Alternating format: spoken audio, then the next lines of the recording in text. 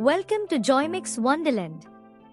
Today, we are going to learn some fun action verbs and practice easy English sentences with them.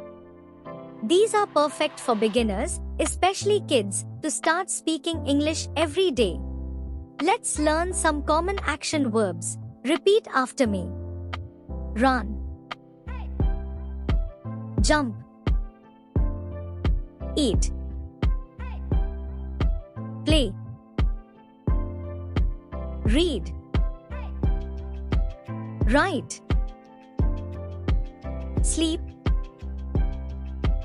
drink, walk, talk. Practice with sentences. Now, let's use these verbs in sentences. I'll say the sentence and you can try to say it too. Run, I can run fast. Jump, let's jump together.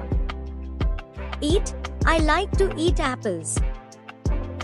Play, I play with my toys every day. Read, I read my favorite book. Write, I write in my notebook. Sleep, I sleep in my cozy bed.